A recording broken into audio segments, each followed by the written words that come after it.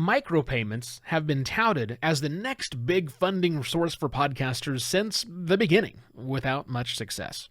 But could changes in social media finally herald in our money-flowing future?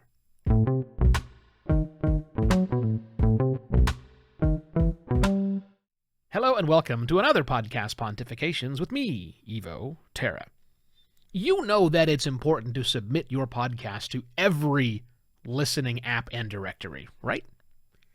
I mean, you are on all the big ones already, and you're also on every relevant, not so big one. Because if someone wants to listen to your show, you want them to listen on their terms. You also allow people to connect to you or contact you or your show in various ways, right? They can email you, sure, they can probably hit you up on some of the more popular messaging apps, and you happily respond to comments and questions you get on various social media channels.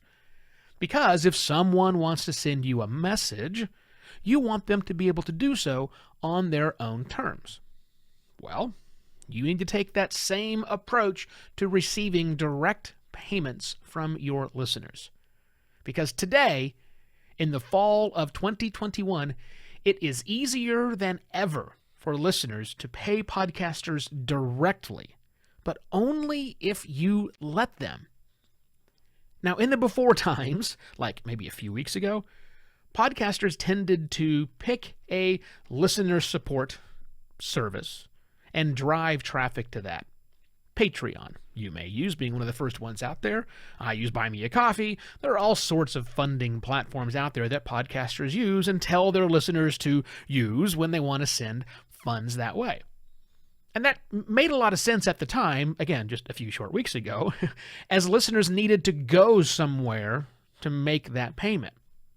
Even if you've been using payment platforms like PayPal or Venmo or the Cash App, you still have to tell listeners to launch that app or visit some link to make their contribution to you. Well, that changed last week.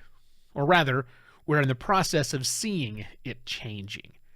Because last week, Twitter, you know, the little blue icon with a bird on it, Twitter announced that tipping, as they refer to it, would be integrated directly into Twitter's platform. When the rollout is finished, listeners can, while reading your tweets or doing whatever, engaging with your content on Twitter, they can choose to send you money right there in the app. They don't have to go anywhere. If they get value from the content you provide to them on Twitter, they can, if they choose, return that value to you with a few simple clicks. And now think about this. Knowing how much social media apps love to copy innovations from one another, how many Stories apps do we have right now? I think we're going to see other platforms very quickly roll out their own version of this. What that means is, when your listeners are engaging with your content in their social app of choice, they can easily, and again, without ever having to leave the app, send you money. And that's cool and all, but I think it could mark an even more fundamental change.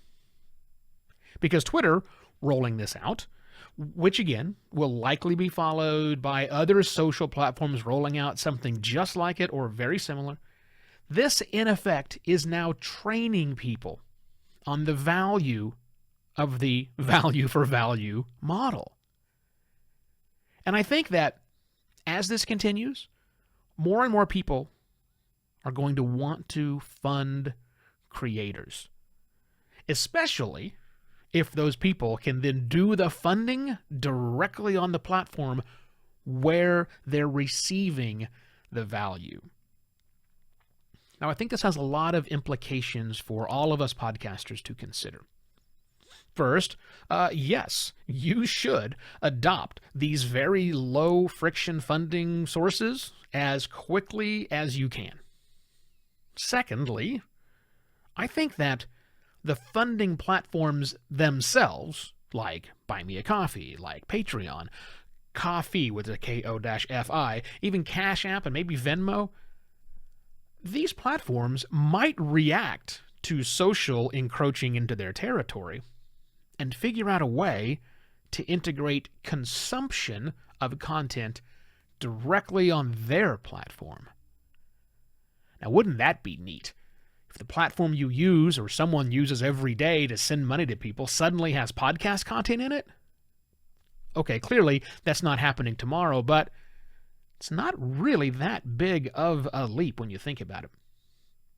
And thirdly, I think this is going to mean a whole lot of confusion in the coming weeks, months, I don't know, maybe even years, because creators and would-be payers themselves are going to have to come to grips with how to do this. This can easily slide into the tyranny of choice. So what we need to now do is just hold on and see what happens. But we also need to put the power back into the hands of the people with the money, because let's let them give us money on their terms. Why should we try and dictate too much of that today? Now it's time for the Boostergram Corner. Boostergram Corner. I don't know a thing about crypto. Let's do some boostergrams, but the only boostergram I have to do for you today is one from the Intergalactic Boombox podcast. They sent me $5 using Twitter's new payment feature, along with the following message: "Love your pontifications, Evo. Here's hoping Twitter doing crypto tipping will help mass adoption of podcasting 2.0. Onward and upward." Yes, indeed. Yeah, he mentioned that it's connected to crypto, which might scare a lot of people. It is, but there's also other sources you can get in there. You can connect your Venmo account and your Cash App and PayPal links and lots of other things. So it's not 100% crypto all the time. I kind of like this mainstreaming of it. Anyhow, if you got value out of this episode and you wish to return that value, you have more ways than ever before, as I just described. Maybe there's a button right there on the app you're using right now to listen to this show. If so, hit it. Or to see a regularly updated list of all the different ways you can send some value my way, visit podcastpontifications.com/support. Now send me a boostergram in whatever way is the easiest way for you to do that. Let's keep the value flowing, shall we? I shall be back tomorrow with yet another podcast Pontifications. Cheers.